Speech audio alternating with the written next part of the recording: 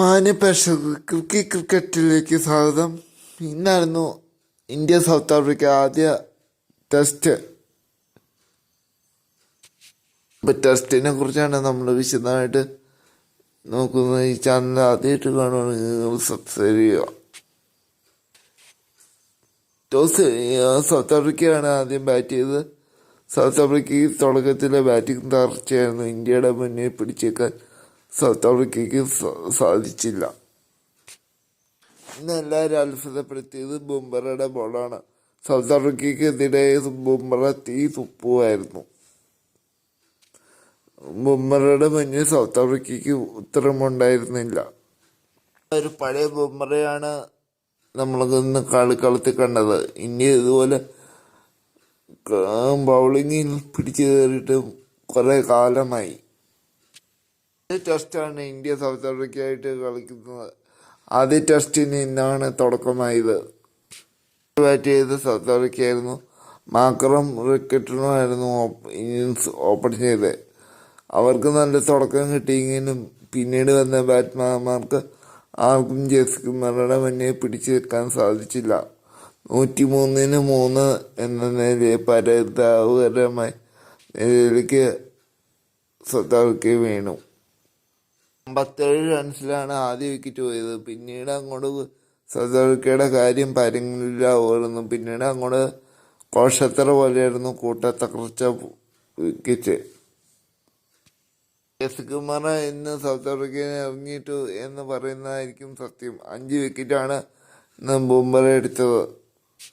145 എന്ന south Africa പൂർത്തി. എന്നാൽ പിന്നീട് അവര് പിടിച്ചു നിൽക്കാൻ നോക്കിയെങ്കിലും അത് സാധിച്ചില്ല. 159 അവർ ഓൾ ഔട്ടായി.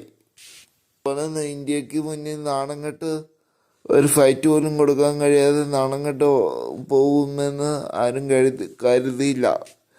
ആവേശകരം ആയ ഒരു പോരാട്ടമാണ് കാണികൾ പ്രതീക്ഷിച്ചത്. ഒരു ആവേശകരമായ ഒരു ഫൈറ്റ് കൊടുക്കാൻ സൗത്ത് ആഫ്രിക്കയ്ക്ക് സാധിച്ചില്ല. ഇന്ത്യൻ ബൗളിങ്ങിന് മുന്നിൽ സൗത്ത് ആഫ്രിക്ക നടയുകയായിരുന്നു. ഇന്ത്യ സെക്കൻഡ് ബാറ്റിംഗ് തുടങ്ങി. രാഹുലും ജയ്സ്വാളുമാണ് ഇന്ന് ഓപ്പൺ ചെയ്തത്. ഇന്ത്യക്ക് നല്ല തുടക്കമല്ല ഇന്ന് ലഭിച്ചത്. തുടക്കത്തിൽ തന്നെ ജയ്സ്വാളിൻ്റെ വിക്കറ്റ് പോയി. 12 റൺസ് മാത്രമാണ് ഇന്ന് ജയ്സ്വാളിനെ എടുക്കാൻ പറ്റിയത്. പിന്നീട് 1 ഡൗണായിട്ട് വന്ന സുന്ദറായിരുന്നു. സുന്ദർ 37 1 നിലയിലാണ് ഇന്നൊക്കെ സ്റ്റംപ്സ് എടുക്കുമ്പോൾ. ആദ്യ ദിവസം സ്റ്റംപ്സ് എടുക്കുമ്പോൾ ഇന്ത്യക്ക് ഇനി 120 റൺ ട്രയലുണ്ട്. കളി അവസാനിക്കുമ്പോൾ രാഹുലും സുന്ദറുമാണ് ക്രീസിൽ. രണ്ടുപേരും നാളെ നല്ല പാർട്ണർഷിപ്പോടെ ഇന്ത്യനെ മുന്നോട്ട് നയിച്ചാൽ ഇന്ത്യക്ക് നല്ല ലീഡ് എടുക്കാനും ഇങ്ങനെ തന്നെ പോയാൽ ഇന്ത്യ ഈസി ആയിട്ട് കളി ജയിക്കാനും 3 ദിവസത്തിൽ കൂടുതൽ കളി പോകില്ല. ഈസി ആയിട്ട് തന്നെ കളി ജയിക്കും.